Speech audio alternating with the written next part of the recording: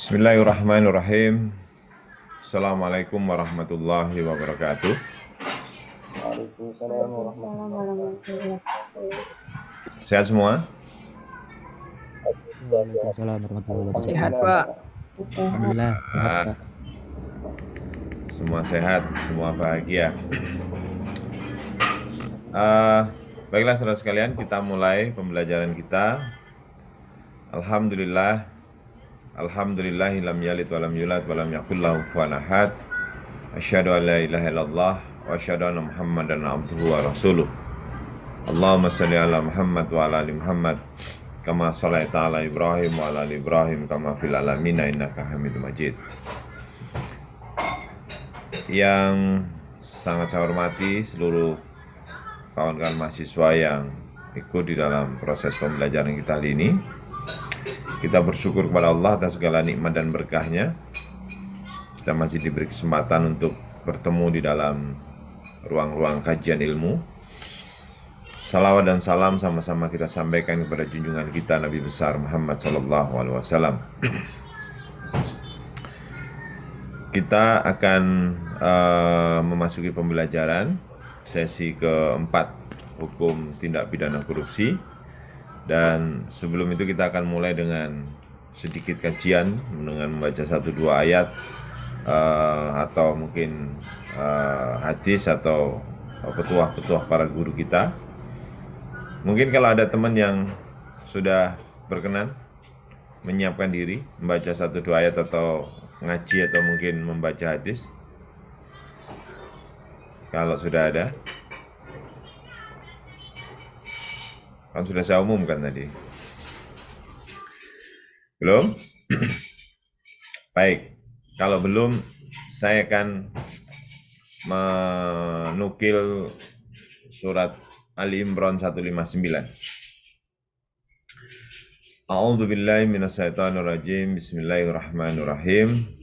Fabima rahmatin minallahi linta lahum walau kunta faddan ghalidal qalbi lang faddu min khaliq fa'fu anhum wastaghfir lahum wasawirhum fil fa idza azamta fatawakkal 'alallah innallaha yuhibbul mutawakkilin.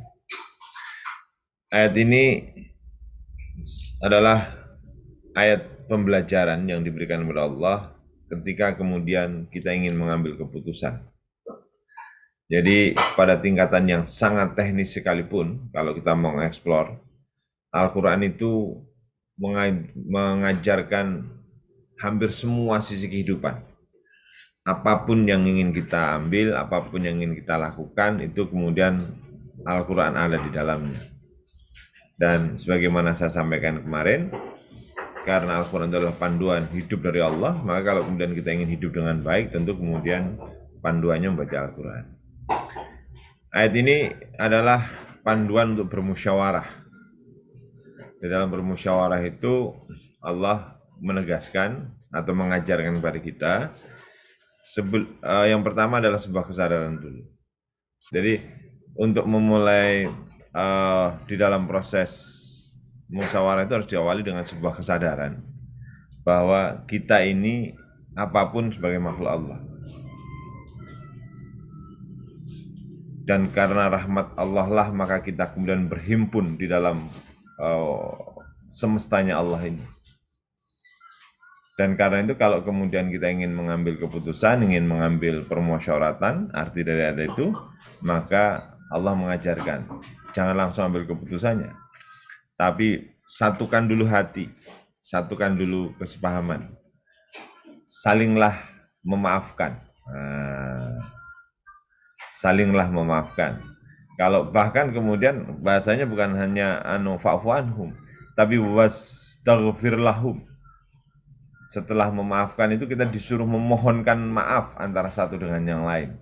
Sehingga kemudian di dalam proses pengambilan permusyawaratan itu hati kita nyambung. Itu bukan hanya nyambung duniawi, tapi sampai menyambung melibatkan Allah. Karena Allah kemudian kita minta juga memaafkan orang-orang yang bermusyawarah. Dan setelah kemudian kita artinya plong, saling memaafkan, Allah kemudian di dalam permusyawaratan itu mengajarkan wasyawirhum fil dan bermusyawarahlah di antara para pemimpin-pemimpin itu. Sehingga ini silahkan nanti dibaca surat Ali Imran 159. Sehingga di dalam permusyawaratan itu kalau kemudian di dalam Undang-Undang Dasar Negara Indonesia termasuk di dalam Pancasila, sila keempat itu kita diminta untuk bermusyawarah secara pemufakatan berdasarkan perwakilan-perwakilan itu sumbernya sumber Al-Qur'an. Jadi untuk bisa ngambil keputusan itu Allah mengajarkan fa'fu anhum, saling bermaafkanlah dulu kalian. Sadarlah bahwa ini kalian itu urusan apapun tidak ada lepasnya dengan hubungan dengan Allah. Fa'fu anhum wastaghfir lahum, salinglah memohonkanlah maaf kepada orang-orang yang akan kalian diajak musyawarah. Kemudian wasyawirhum fil amr, bermusyawarah di antara para pemimpin. Tidak bisa semuanya.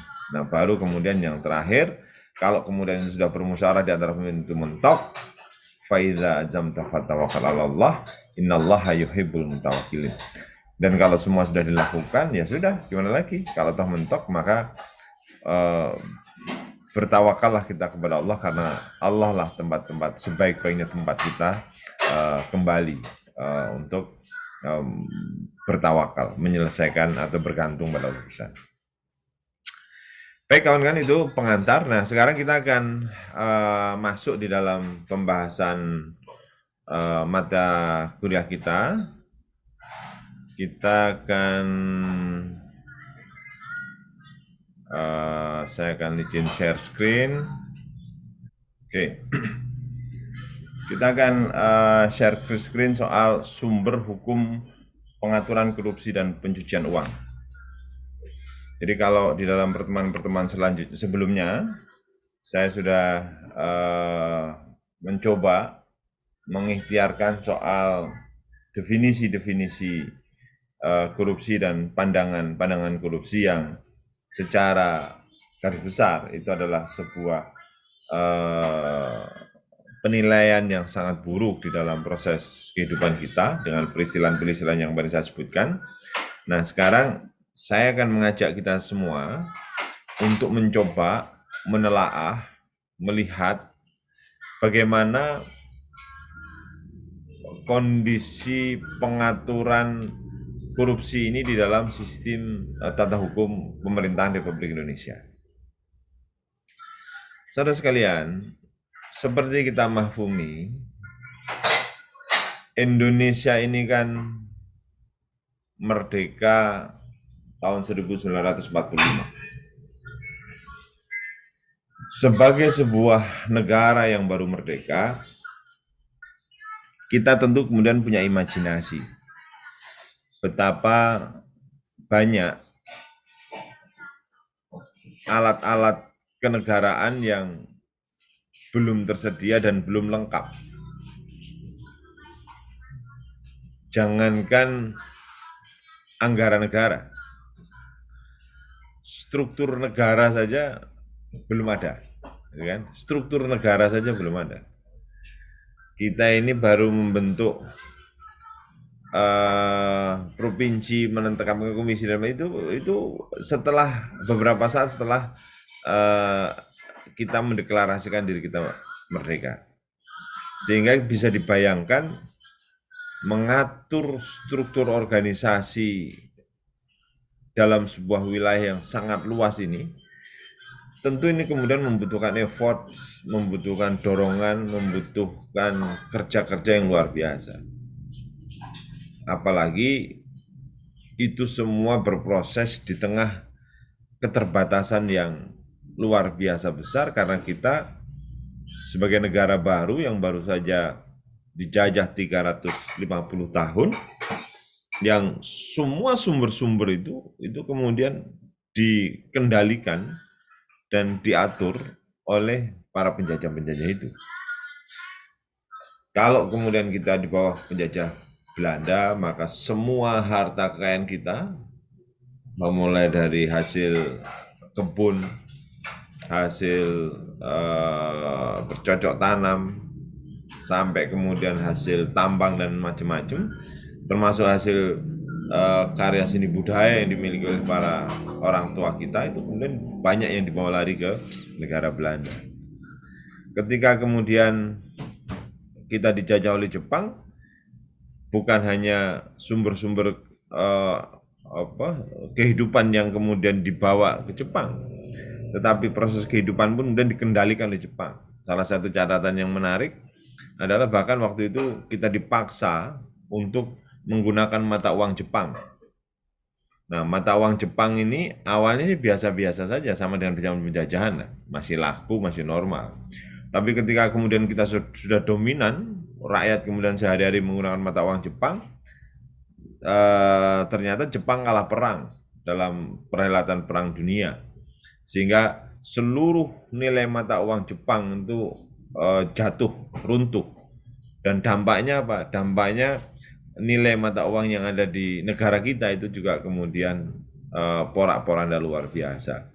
Itulah sebuah pengantar menuju kemerdekaan kita, sehingga negara ini merdeka dengan segala ruang keterbatasannya, dengan segala ketidakmampuan untuk bergerak teramat cepat, karena infrastruktur tidak ada, struktur pemerintah tidak ada, modal untuk menjalankan pemerintahan juga tidak ada. Kita punya banyak keterbatasan. Tetapi Indonesia merdeka. Indonesia merdeka. Dan untuk mengisi ceruk-ceruk itu semuanya berproses, tetapi kan ya namanya sistem pemerintahan ya, namanya sistem pemerintahan kan ya tentu kemudian ada kenakalan, ada ada penyelewengan, itu menjadi sebuah keniscayaan yang terjadi. Apalagi seperti yang saya ceritakan di dalam banyak perkuliahan sebelumnya, kita ini punya warisan leluhur sebuah pola kehidupan yang memberikan gambaran betapa proses korupsi, kolusi, dan nepotisme itu sudah menjadi urat nadi dalam kehidupan. Yang paling ekstrim saya ceritakan sejak zaman dulu itu, maka kemudian ketika kemudian kita masih zaman negara-negara kerajaan, ya negara kecil memberikan upeti kepada negara besar dalam rangka ingin mendapatkan perlindungan, mendapatkan akses, itu sesuatu yang biasa-biasa saja. Bahkan ada pejabat bawahan untuk kemudian memberikan upeti kepada pejabat atasan agar kemudian mendapatkan posisi jabatannya, itu sesuatu yang jamak pada masa-masa dulu. Nah, sehingga inilah warisan yang tidak bisa ditinggalkan. Dan walaupun kemudian dengan spirit Indonesia Merdeka baru, tetapi kemudian alam bawah sadar kebangsaan kita itu kemudian tidak bisa menghapuskan semua proses-proses dan tahapan-tahapan itu. Sehingga penyimpangan-penyimpangan itu kemudian pasti terjadi. Nah, bagaimana pengaturan perundang-undangan kita di dalam konteks menata sistem pemerintahan itu? Nah, untuk menjawab itu ada satu situasi yang kita bisa baca di dalam sejarah sebelum masuk ke sini, pada masuk ditetapkannya Kitab Undang-Undang Hukum Pidana melalui Undang-Undang 73 tahun 58 itu, ada satu pasal di dalam Undang-Undang Dasar Negara Republik Indonesia yang termaktub di dalam pasal peralihan. Jadi pasal peralihan itu dibuat untuk menjawab proses kegentingan kebangsaan agar proses beralihnya posisi pemerintahan dari penjajahan ke sistem pemerintahan pribadi kita itu kemudian bisa berjalan dengan smooth. Nah, Undang-Undang Dasar sebagai way of life atau sebagai payung dari semua sumber hukum kita, itu di dalam pasal peralihan pasal 2 itu menyebutkan segala badan negara dan peraturan yang ada masih langsung berlaku selama belum diadakan yang baru menurut Undang-Undang Dasar ini.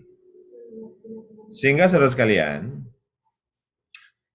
sebagai seorang yuris muda, sebagai seorang penegak hukum, sebagai seorang yang akan mempelajari hukum ke depan, pemahaman soal pasal 2 ketentuan peralihan Undang-Undang Dasar tahun 1945 ini harus menjadi pemahaman yang tidak boleh putus, harus diingat-ingat. Jadi ketika Indonesia itu merdeka, yang ada itu adalah deklarasi yang disampaikan oleh Pak Karno dan Pak Hatta mewakili bangsa Indonesia, maka kalau itu kemudian dilihat sebagai sebuah wilayah kenegaraan begitu kan bisa dianggap itu wilayah negara yang kosong kan, wilayah negara yang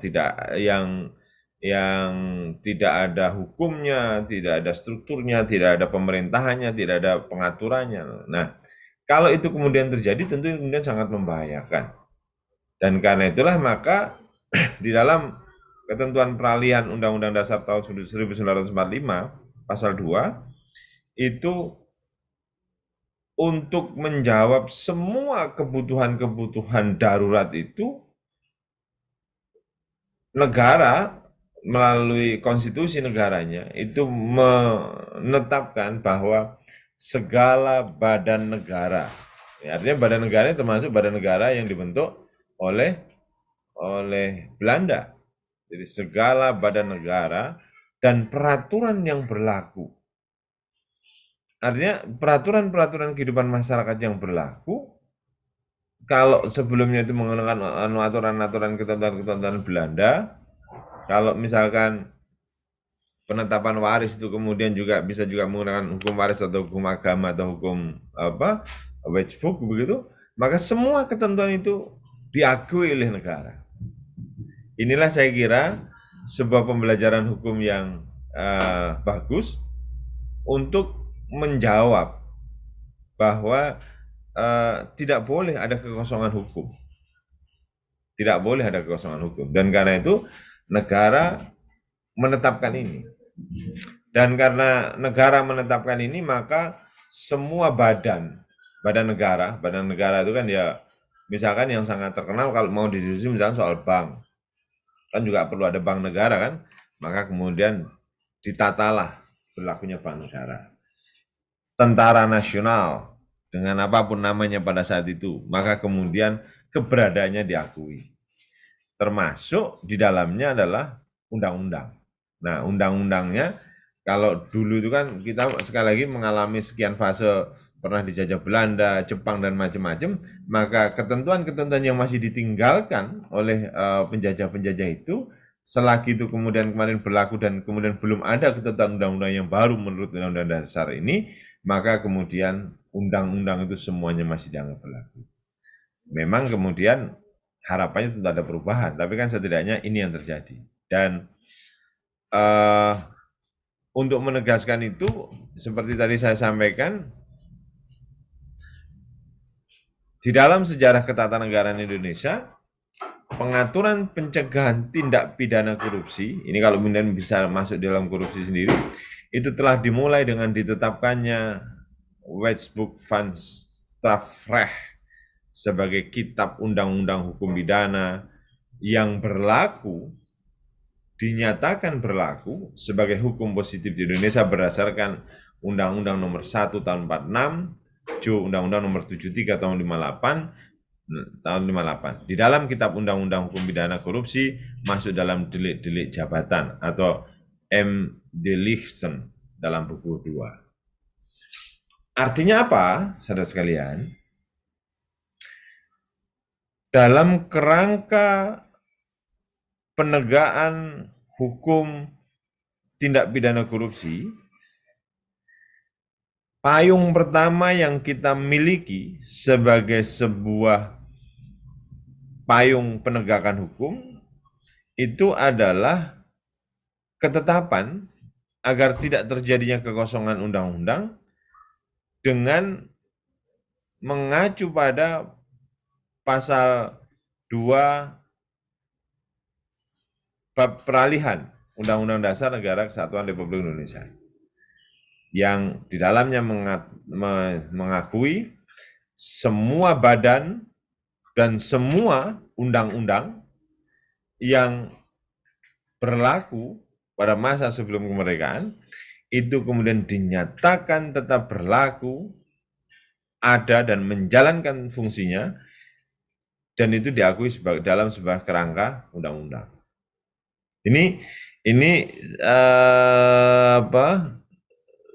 sebuah langkah kearifan yang luar biasa yang dimiliki oleh para pendiri-pendiri bangsa kita yang sudah begitu visioner.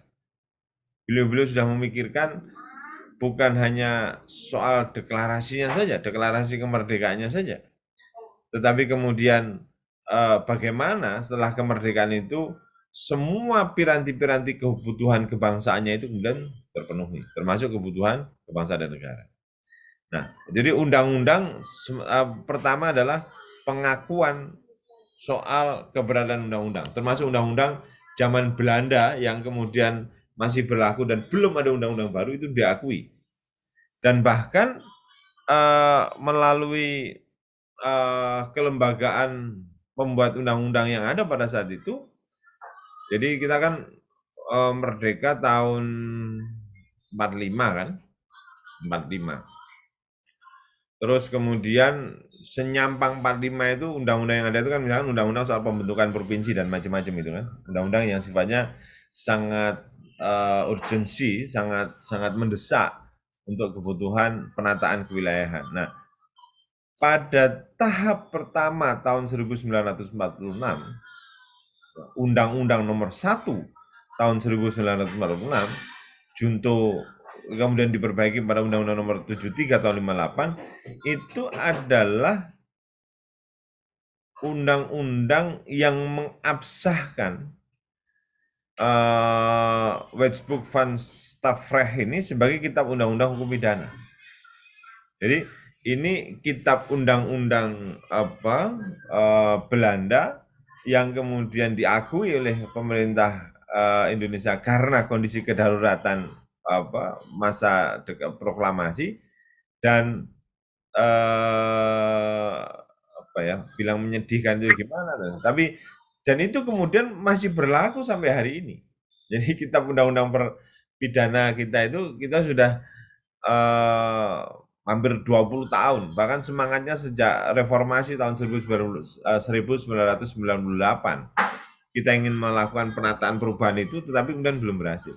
Sehingga kembali pada undang-undangnya, jadi undang-undang kitab undang-undang hukum pidana yang kemudian diabsahkan dalam undang-undang, dinyatakan berlaku sebagai hukum positif berdasarkan Undang-Undang Nomor 1 tahun 1946, ini adalah undang-undang yang mengatur ceruk soal sistem kehidupan pemidanaan di Indonesia. Nah, karena skalanya hukum pemidanaan, tentu kemudian semua hal dan semua orang, nah, karena itu kan istilahnya kan barang siapa dan lain sebagainya itu kemudian diatur di dalam undang-undang ini, di dalam undang-undang. Karena itu kalau kemudian ada pertanyaan,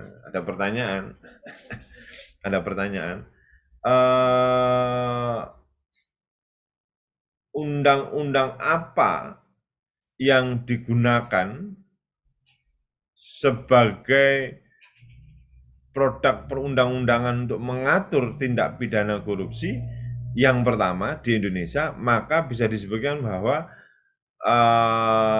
WVS, Wetboek van Staffrecht atau kitab undang-undang hukum pidana, inilah kitab undang-undang yang kita miliki sebagai pintu dasar untuk melakukan tindak pencegahan tindak pidana korupsi. Jadi ini dan ini kawan-kawan tentu saya kira sudah paham, karena kita ini sebagaimana saya sampaikan di awal, tindak pidana korupsi adalah tindak pidana yang khusus, tindak pidana yang apa ya memiliki derajat kekhususan dibandingkan dengan tindak pidana umum, maka dalam tindak pidana ya tentu kemudian semua sudah diatur. Dan khusus terkait dengan pengaturan tindak pidana ini di dalam KUHP juga sudah ada. Dalam KUHP sudah ada. Ya, kita coba baca selanjutnya. Nah, terkait dengan korupsi, hal-hal apa saja yang diatur oleh Kitab Undang-Undang Hukum Pidana.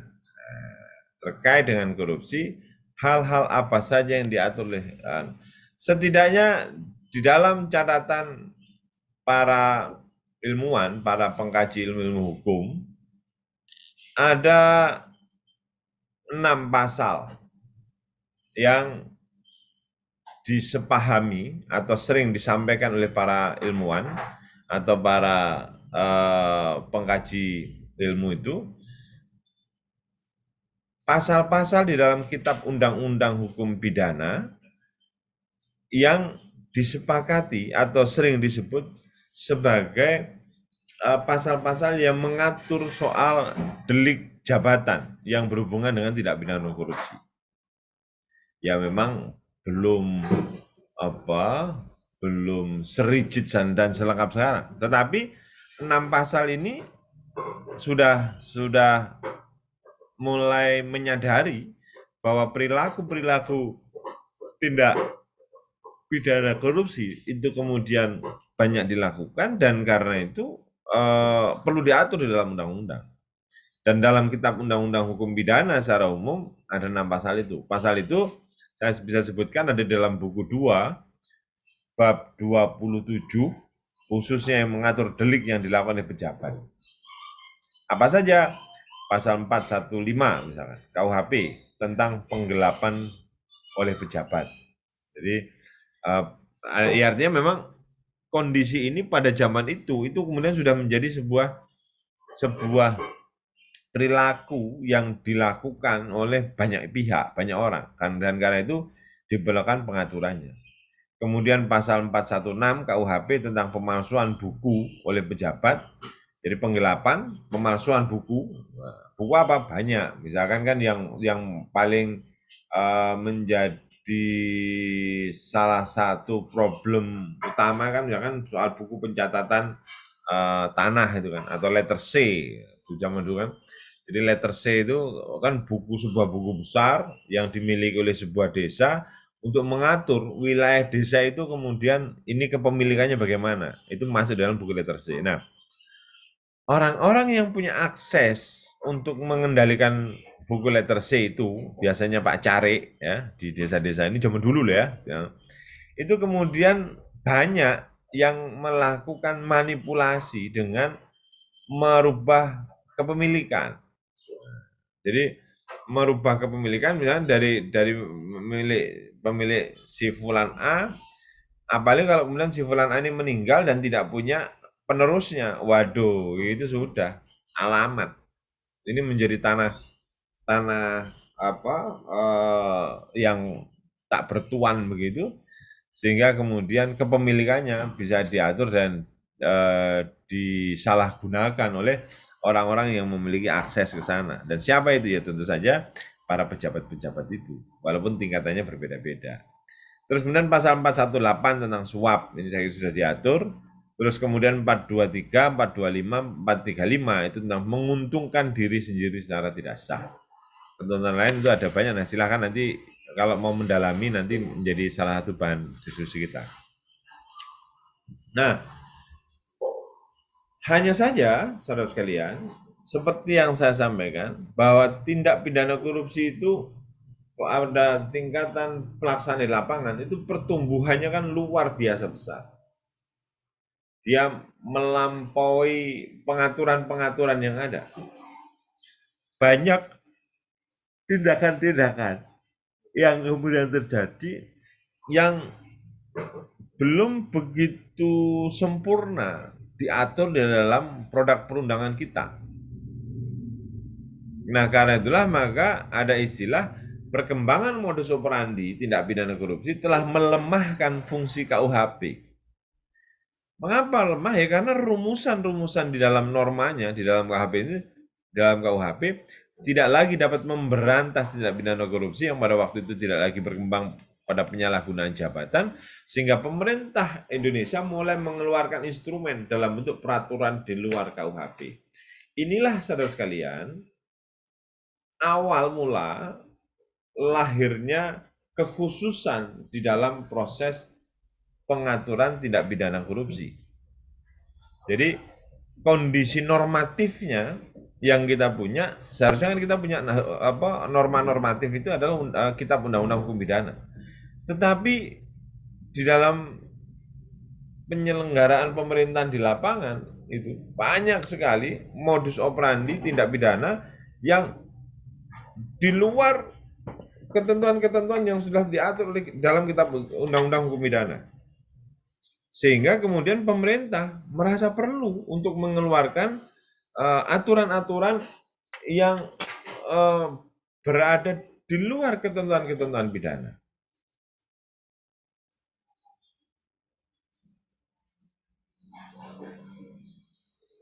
Kalau tadi saya sebut misalkan tindak pidana korupsi sebagai tindak pidana khusus itu, ya karena memang banyak operandinya, operasi tindak pidananya itu kemudian tidak cukup hanya diatur di dalam sebuah instrumen umum kitab undang-undang hukum pidana. Dan sejak tahun 1000, nah ini kalau kemudian aturan-aturannya ini sebenarnya semua aturan-aturan yang pernah kita punya di dalam pengaturan kitab undang-undang hukum pidana.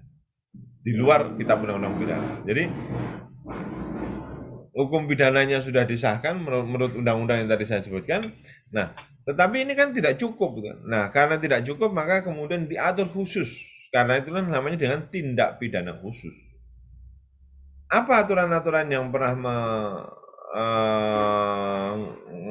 mengendalikan tindak pidana korupsi di Indonesia? Lanjutkan. Baik, saya lanjutkan. Jadi setelah proklamasi kemerdekaan Indonesia, kita punya kitab undang-undang hukum pidana. Kitab undang-undang hukum pidananya ternyata tidak mampu menangkap atau mengatur semua tindak pidana yang pertumbuhannya luar biasa. Dan karena itulah maka ada peraturan penguasa militer. Sekarang kita akan coba teliti mengapa ada peraturan penguasa militer. Ya. Ini pelengkapan dari undang-undang yang tadi sudah jelaskan. Nah, sekarang khusus kita akan mencoba mengapa ada peraturan penguasa militer.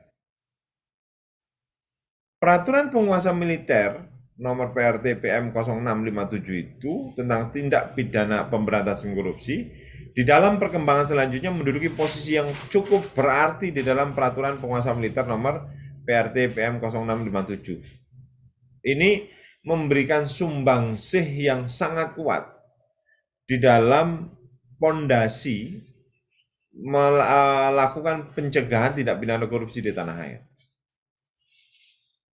Mengapa? Karena melalui peraturan penguasa militer ini, narasi-narasi yang sebelumnya tidak cukup diatur di dalam kitab undang-undang hukum pidana, itu secara khusus dijelaskan lebih gamblang. Misalkan disebutkan bahwa berhubung tidak adanya berbagai cara dalam usaha-usaha memberantas perbuatan-perbuatan yang merugikan keuangan dan perekonomian negara yang oleh khalayak ramai dinamakan korupsi, perlu negara menerapkan satu tata kerja untuk dapat menerobos kemacetan dalam usaha memberantas korupsi. Jadi bisa dibayangkan ini 12 tahun setelah Indonesia merdeka, pertarungan konflik luar dalam di pemerintahan juga begitu banyak terjadi, yang di dalamnya itu kemudian terjadi hal-hal yang merugikan keuangan negara, Dan pada saat itu negara belum punya alat untuk mengaturnya. Maka kemudian muncullah surat keputusan peraturan penguasa militer ini untuk kemudian menjadi alat untuk membypass, alat untuk alat untuk menjawab semua kebutuhan yang secara norma itu kemudian tidak bisa dijawab oleh Kitab Undang-Undang Hukum Pidana. Nah, mengapa kemudian aturannya itu kemudian dengan menggunakan peraturan penguasa militer, kok bukan kemudian undang-undang atau bukan peraturan presiden? Nah, memang pada saat itu, saudara sekalian, saya ingatkan itu kondisi kedaruratan masih sangat kental. Jadi ada kecenderungan, ini kecenderungan ya, ada kecenderungan sistem pemerintahan negara menjadi sistem pemerintahan yang terfokus atau terpimpin semuanya kepada presiden waktu itu Pak Karno. Bahkan kita mengenal ada istilah dan memang itu kemudian dinisbahkan di dalam undang-undang dasar kita. Undang-undang dasar negara kita kan pasal 10 itu di dalam undang-undang dasar 45 yang pertama sebelum diamandemen itu kan berbunyi begini. Presiden memegang kekuasaan tertinggi, ya, tepatnya presiden memegang kekuasaan yang tertinggi atas angkatan darat, angkatan laut, dan angkatan udara. Sehingga kalau dalam konstruksi kedaruratan, situasinya perang, yang memegang kendali semuanya adalah presiden. Itu pertama kan. Nah, kemudian yang kedua, ada kondisi kedaruratan juga. Bahwa sejak awal memang diketahui bahwa peraturan penguasa perang pusat tentang pemberantasan korupsi ini adalah bersifat temporer, sifatnya darurat. Berdasarkan mengapa dia bisa mengeluarkan, karena ada undang-undang keadaan bahaya tahun 74 tahun 57. Jadi ada undang-undang yang menyatakan bahaya tahun 74 tahun 57. Dan dalam undang-undang keadaan bahaya itu, presiden sebagai penguasa militer itu bisa mengeluarkan peraturan penguasa militer. Dan peraturan penguasa militer nomor 06 tahun 57 itu berisi tentang pemberantasan korupsi. Jadi ini sejarahnya yang harus teman-teman paham, ya. Sejarahnya harus teman-teman. Mengapa kok kemudian ada peraturan penguasa militer yang mengatur soal tindak pidana korupsi, ya. Terus kemudian Undang-Undang Nomor 24 PRP 60 yang tadi saya sebutkan sebagai undang-undang pertama yang mengatur soal korupsi itu, yang mengadop dari semua peraturan penguasa militer itu kan Undang-Undang Nomor 24 tahun 60 kan. Itu substansinya, materinya itu muatan banyak yang diambil alih dari peraturan penguasa perang Angkatan Darat, dari dua peraturan kedaruratan tadi, dari peraturan penguasa militer dan peraturan penguasa perang pusat Angkatan Darat Perpu 01358 tentang pengusutan, penuntutan, dan pemeriksaan perbuatan pidana korupsi, terutama mengenai rumusan delik korupsi dengan perubahan istilah, misalkan perbuatan korupsi pidana diganti menjadi tindak pidana korupsi. Nah, inilah kawan-kawan sekalian, sebuah benang merah yang menggambarkan bagaimana sebuah rumusan undang-undang tindak pidana korupsi itu kemudian bisa terwujud. Dan saya mohon bantuan teman-teman yang sudah mengikuti mata kuliah ini, nanti tugasnya sederhana saja. Yang pertama, sebutkan undang-undang yang mengatur soal tindak pidana korupsi yang ada di Indonesia. Nah, tadi kan, yang itu adalah turunan dari pemerintah Hindia Belanda tadi. Kemudian yang kedua, jelaskan mengapa peraturan penguasa militer itu kemudian memiliki sumbangsih yang kuat di dalam penataan antisipasi pencegahan tindak pidana korupsi di Indonesia. Jadi itu cukup dibuat dalam 2 paragraf kecil saja, caranya sama, nanti cukup ditemplatekan di dalam komentar di YouTube yang nanti akan saya upload. Jadi teman-teman tidak usah mengikuti dari awal sampai akhir kan, tapi cukup teman-teman setelah mengetahui tugas ini, 2 yang untuk sebutkan dengan undang-undang yang pertama terkait dengan pengaturan tindak pidana korupsi, kemudian yang kedua sebutkan apa peran penting peraturan penguasa militer PRT nomor 6 tahun 50 di dalam pemberantasan korupsi kita. Ini nanti tugas yang kemudian sama dengan yang kemarin, ya. Baik. Nah, baru kemudian kawan-kawan sekalian, tadi saya sudah sebutkan undang-undang KUHP kita itu sebagai sebuah pintu besar untuk mengatur kehidupan pidana secara umum di Indonesia, dan itu bisa menjadi sebuah undang-undang, saya sudah ceritakan tadi. Terus kemudian, tetapi itu kemudian tidak bisa menjawab, ada peraturan kedaruratan, 2 peraturan kedaruratan yang tadi saya sebut, dan itu kemudian sudah diadop di dalam Undang-Undang nomor 24 tahun 60, yang itu sebenarnya substansi materinya itu banyak diambil alih oleh dari peraturan darurat tadi. Jadi Undang-Undang nomor 24 tahun 60 itu penegasan saja, karena memang Undang-Undang kedaruratan ini kan sesuai dengan Undang-Undang keadaan bahaya, ini hanya berlaku selama 2 tahun. Agar ini kemudian bisa berlaku permanen, maka ditetapkan atau dikukuhkan melalui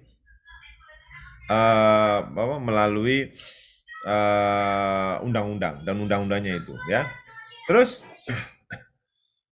di dalam perkembangannya tentu kemudian ada selalu ikhtiar-ikhtiar pelengkap seperti kriminalisasi korupsi. Jadi kalau sebelumnya korupsi itu dianggap sebagai sebuah budaya, dianggap sebagai macam-macam, maka dengan undang-undang itu dikriminalisasikan. Ini menjadi tindak pidana kriminal, menjadi pidana. Kebijakan kriminalisasi suatu perbuatan sebagaimana tindak pidana korupsi dalam peraturan penguasa militer meliputi pengertian yang luas, yaitu melalui perbuatan-perbuatan yang merugikan keuangan dan perekonomian negara. Dan apabila disimak apa yang tercantum di dalam sebagian konsideran peraturan tersebut, maka selain memberikan batasan rumusan definisi tentang apa yang diartikan dengan korupsi, maka kemudian penjelasan-penjelasan pelengkap yang bisa menampung semua hal-hal yang berkembang tentang tindak pidana korupsi itu kemudian diadopsi. Nah, sehingga sebagai sebuah rumusannya, kawan-kawan sekalian,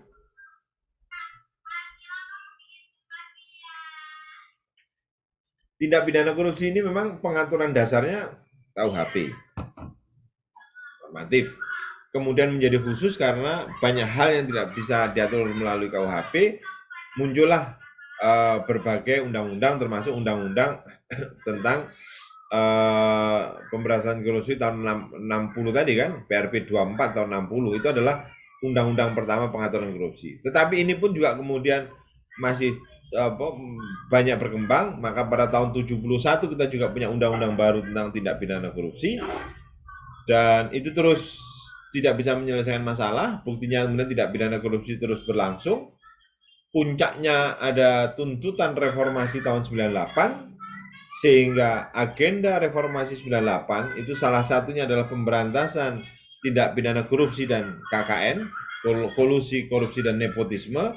Maka muncul lagi undang-undang tindak pidana korupsi di tahun 99, dan itu kemudian juga disempurnakan lagi pada tahun 2001. Nah, apa arti penyempurnaan undang-undang itu? Penyempurnaan narasi undang-undang tentang tindak pidana korupsi itu dalam rangka menjawab semua delik-delik kebaruan yang selalu muncul di dalam konteks penanganan korupsi di negara kita. Karena korupsi kalau pada tahap-tahap awal itu kemudian hanya dilihat dalam perspektif penyalahgunaan wewenang oleh para pejabat-pejabat penguasa negara, tetapi korupsi di dalam masa kekinian itu kemudian juga melibatkan banyak sektor dan banyak faktor. Bahkan dalam masa-masa kini itu kemudian korupsi lebih masuk misalkan pada keterlibatan pihak di luar penguasa. Nah, bahkan kalau kita nanti akan masuk dalam undang-undang korupsi, delik-delik tuntutan di dalam korupsi itu terutama delik pasal 3, pasal 5, dan pasal 9 kalau saya tidak salah, pasal 4. Itu banyak sekali narasi-narasi termasuk menguntungkan orang lain. Nah, artinya apa?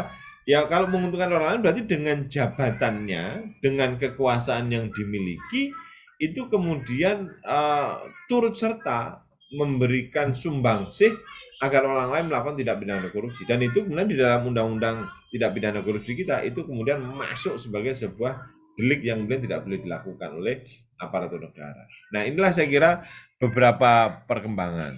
Terus selanjutnya, kebijakan kriminalisasi suatu perbuatan sebagaimana tindak pidana korupsi dapat dibaca dalam ketentuan ini soal pengaturan tindak pidana korupsi menurut penguasa militer tadi tahun 57. Ketentuannya kan udah ada ketentuan baru. Tiap perbuatan yang dilakukan oleh siapapun juga, baik untuk kepentingan diri sendiri, untuk kepentingan orang lain, dan untuk kepentingan suatu badan yang langsung atau tidak langsung menyebabkan kerugian bagi keuangan dan perekonomian negara. Jadi ini definisinya. Perbuatannya sudah mulai meluas, tidak hanya menyangkut persen to persen penyelenggara negara. Terus kemudian yang kedua, tiap perbuatan yang dilakukan oleh seorang pejabat yang menerima gaji atau upah dari keuangan negara, daerah atau dari suatu badan yang menerima bantuan dari keuangan negara atau daerah yang mempergunakan kesempatan atau kewenangan atau kekuasaan yang diberikan kepadanya oleh jabatan langsung atau tidak langsung. Dalam narasi yang kedua ini, saudara sekalian, ini seakan-akan ada pembatasan bahwa orang itu dianggap berkorupsi kalau dia adalah pejabat negara atau orang yang dibayar dengan menggunakan kekuasaan keuangan negara, misalkan kayak BUMD atau apa, hanya dikerucutkan di sana. Nah, kalau itu kemudian dilihat dalam perspektif kekinian yang tadi saya sebutkan, maka hari ini orang kemudian sudah bisa melihat bersama bahwa kegiatan turut serta pun itu kemudian menjadi delik yang tidak boleh dilakukan, sehingga itu kemudian masuk di dalam materi-materi tuntutan pidana. Dan ini yang kemudian tidak boleh dilakukan oleh banyak pihak. Ya.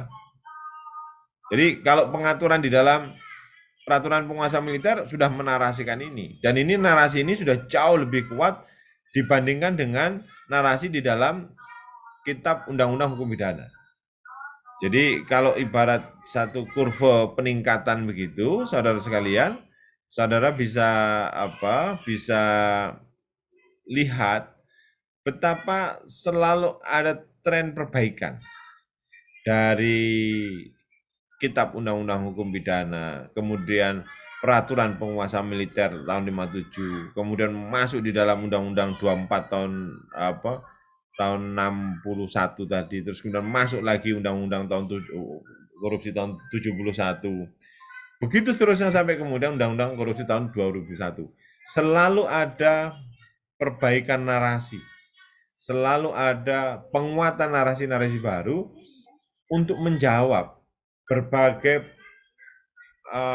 delik-delik atau kemudian berbagai modus-modus baru, modus-modus operandi baru yang kemudian terjadi dalam tindak pidana korupsi.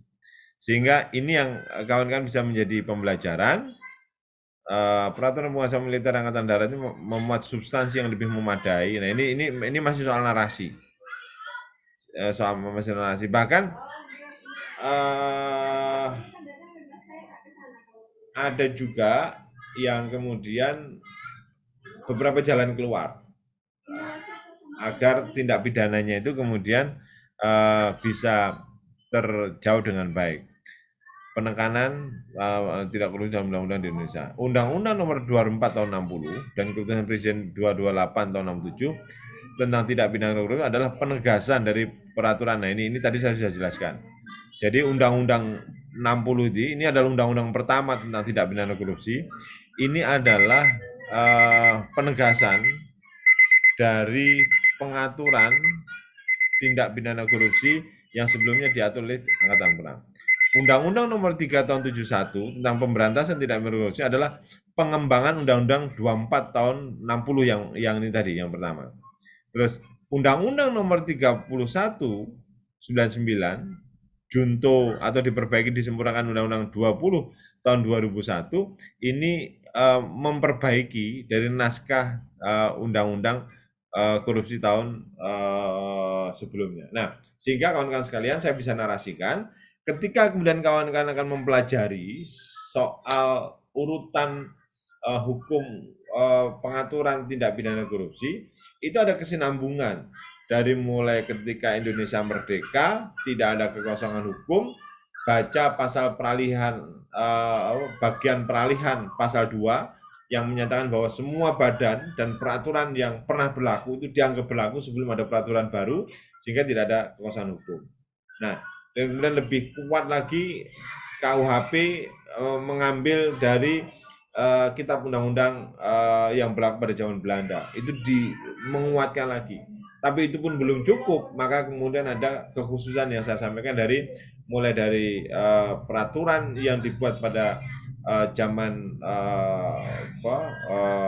darurat militer sampai kemudian muncul undang-undang tahun 2004 tahun 60 muncul berkembang undang-undang 3 nomor 71 selanjutnya berkembang lagi menjadi undang-undang 31 tahun 99 sampai hari ini kita juga punya undang-undang yang terbaru tentang korupsi yaitu undang-undang tahun 20 tahun 2001 ya memang selalu ada dinamika dan jangan lupa di dalam proses undang-undang selalu ada motif hukum atau ada politik hukum yang kemudian menyertai di dalamnya. Nah ini yang kemudian nanti akan menjadi bahasan-bahasan lanjutan, tetapi setidaknya inilah materi yang bisa saya berikan hari ini sehingga teman-teman memiliki satu kesepahaman runtutan perundang-undangan untuk mengatur tindak pidana korupsi yang ada di Indonesia. Saya kira itu yang bisa saya berikan hari ini. Nah, mungkin saya memberikan kesempatan mungkin kalau ada teman-teman yang ingin bertanya, ingin menyampaikan pendapat atau mungkin ingin mengkoreksi atau ingin melakukan hal-hal yang lain. Saya berikan kesempatan. Masih ada waktu 20 masih ada waktu 5 menit. 9.30 kan? Mohon maaf ya. Masih ada waktu 5 menit. Dari jam 8 sampai 9. Oh iya, 5 menit lah. Ada yang mau tanya? Mas Bukhari mau tanya?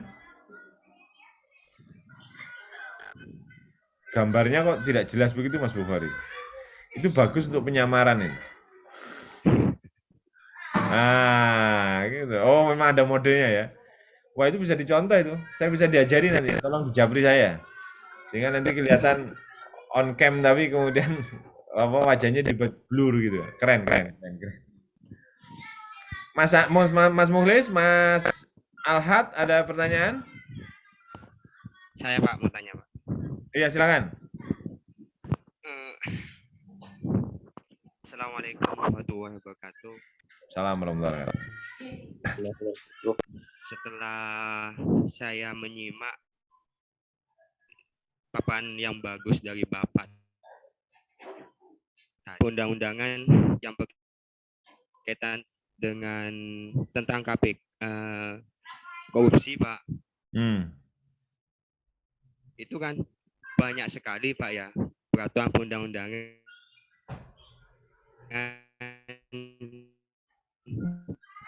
yang berkaitan pertanyaan Pak tuh yang bikin bingung itu kenapa dari sekian banyak peraturan perundang-undangan tapi semakin ke depan korupsi itu semakin merajalela ataupun tidak menekan berkembang bank biaknya korupsi Pak itu sendiri. Anda maaf diralat, dan kenapa juga bisa memberikan efek jerah Pak terhadap calon-calon korupsi itu sendiri, calon-calon koruptor itu sendiri Pak, setelah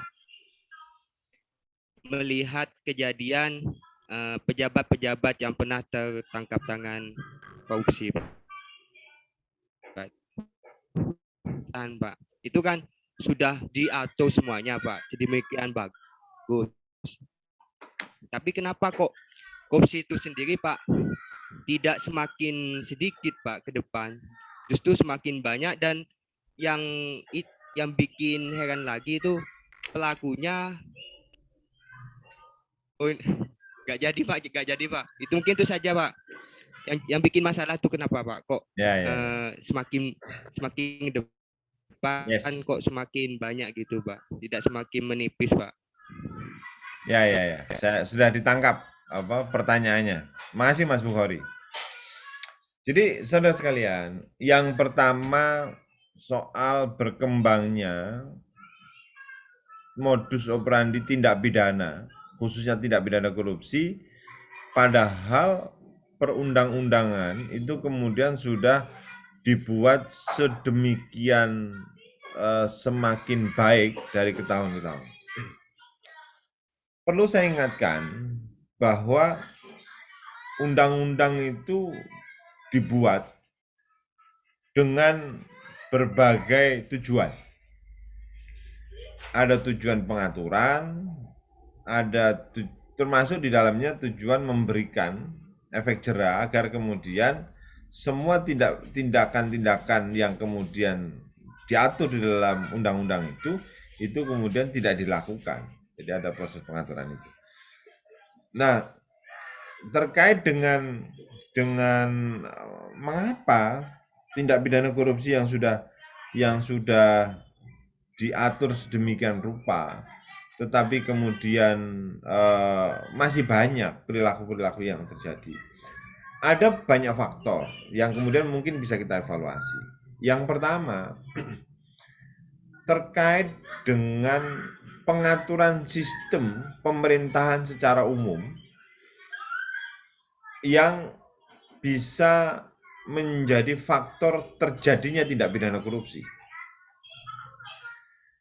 Sebuah undang-undang korupsi yang baik, yang ditata dengan sangat sempurna, tetapi kemudian diberlakukan di dalam sebuah tatanan masyarakat yang tidak bagus, maka itu akan menjadi sebuah narasi yang tidak berlaku sebagai sebuah proses penegakan hukum. Karena itulah maka di dalam sistem pemerintahan, selain undang-undang yang baik, diperlukan orang-orang yang baik untuk menjalankan undang-undang itu.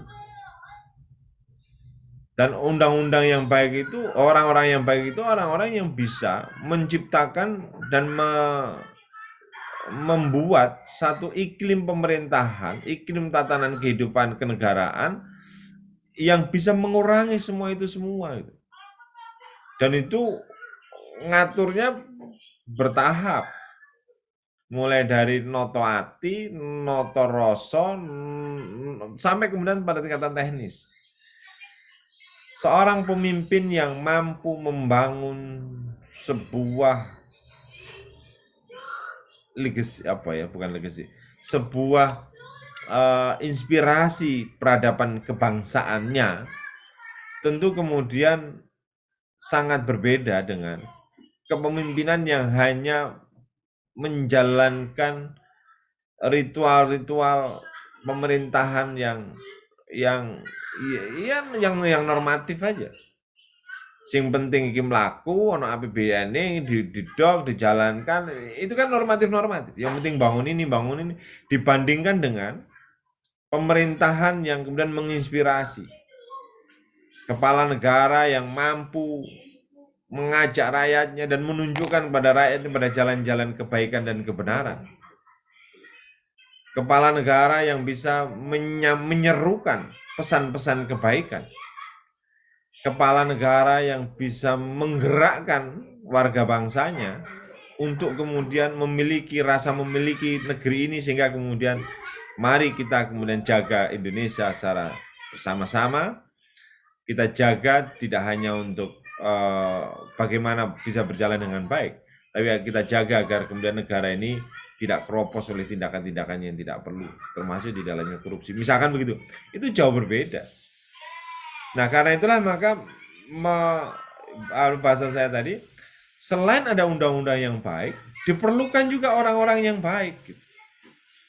Termasuk di dalam proses penegakan hukum. Hukum ini misalkan ya, kita ini punya undang-undang lalu lintas. Ini saya bukan menghindar ya. Nanti kalau saya bisa begitu ke situ terus, nanti saya takutnya sangat politis. Misalkan kita punya undang-undang lalu lintas yang sangat baik sekalipun, tetapi ketika proses penegakan lalu lintasnya tidak dilakukan dengan baik, kita bisa membayangkan orang pasti kemudian menggampangkan, orang kemudian melanggar dari yang kecil sampai kemudian yang besar. Tapi berbeda misalkan kalau kemudian di dalam sistem pemerintahan itu diatur sedemikian rupa, melanggar sedikit saja kemudian langsung ada efek jerahnya, dan itu kemudian ditata dengan baik, dan pelaku-pelaku penegak keadilannya itu mampu menunjukkan kepada publik juga bagaimana dia bisa menginspirasi agar lalu lintas itu kemudian berjalan dengan baik. Itu berbeda, pasti berbeda. Nah, karena itulah senyampang. Kalau dari undang-undang kan tadi saya sudah sampaikan, ini ada peningkatan yang terus-menerus yang dilakukan dengan adanya pembaruan undang-undang. Tetapi itu pun tidak cukup. Undang-undang yang baik itu harus dijalankan oleh orang-orang yang baik. Siapa orang-orang yang baik? Orang-orang yang kita percaya menjadi pengampu negeri ini, menjadi pemimpin-pemimpin bangsa kita. Dan karena itulah maka dalam konteks berbangsa dan bernegara, karena ini sebenarnya bisa saya sampaikan ketika di hukum ilmu negara atau mungkin di ilmu negara, kita ini kan sebagai warga bangsa, karena kita ini bermusyawarah mufakat dan berdasarkan perwakilan, kita kan memilih orang sebagai pemimpin, memilih presiden, memilih DPR, memilih orang-orang yang kemudian kita percaya untuk menata negeri ini. Dan karena itulah kalau memilih orang-orang itu mulai sekarang harus dengan sebuah kesadaran. Jangan milih sembarangan. Karena orang-orang itu yang kita percaya menegakkan hukum kita. Karena hukum sebaik apapun, kalau kemudian tidak ditangani oleh orang yang baik juga, maka itu kemudian sama akan menjadi sebuah naskah-naskah baik yang kemudian tidak dijalankan oleh orang-orang yang baik. Dan itu tidak bisa jalan juga. Artinya masih ada jalan panjang yang harus kita diskusikan di dalam proses pemberantasan korupsi. Tapi pertanyaan Mas Bukhari sudah sangat keren. Terima kasih pertanyaannya, yang mungkin tidak cukup kita jawab dalam satu sesi ini, tapi akan menjadi bahan evaluasi kita dan penguatan kita untuk menjadi inspirasi pembelajaran tindak pidana korupsi pada yang akan datang. Terima kasih Mas Bukhari ya, keren pertanyaannya. Dan karena sudah 9.36, rekan sekalian, saya sudah melebihi waktu yang sudah diberikan. Saya mau izin dulu. Nanti akan saya upload rangkaian materi bagi teman-teman yang ingin mendalami lagi. Ingat ada tugas tadi ya, tugasnya sederhana. Bagi yang sudah mengikuti dengan baik, ada 2 tugas tadi, yaitu membuat catatan sederhana soal undang-undang pertama yang digunakan untuk mengatur tindak pidana korupsi. Kemudian yang kedua, mengapa peraturan perundangan penguasa militer dalam kondisi darurat itu kemudian memiliki peran sumbangsi yang sangat besar di dalam proses pengaturan pencegahan tindak pidana korupsi. Saya kira gitu. Terima kasih kepada kawan-kawan terutama yang sudah on cam, Mas Alhad, Mas Bukhari, Mas Mukhlis, saya apresiasi banget. Bukan berarti yang tidak on cam juga saya tidak apresiasi, tapi ini karena kalau yang on cam kan kelihatan memperhatikan kan, kalau yang off cam kan saya tidak tahu sambil ngapain. Saya apresiasi betul pada teman-teman yang tetap mengikuti materi ini dengan tuntas sampai akhir. Kita sambung, kalau ada pertanyaan juga boleh langsung melalui grup WA atau di chat secara pribadi atau melalui WA secara langsung. Terima kasih atas semua perhatian, tetap semangat, kawan-kawan masih kuliah sampai siang. Fasabihul khairat wabillahi taufiq wal hidayah. Assalamualaikum warahmatullahi wabarakatuh. Waalaikumsalam warahmatullahi wabarakatuh. Terima kasih, Pak. Ya, sama-sama.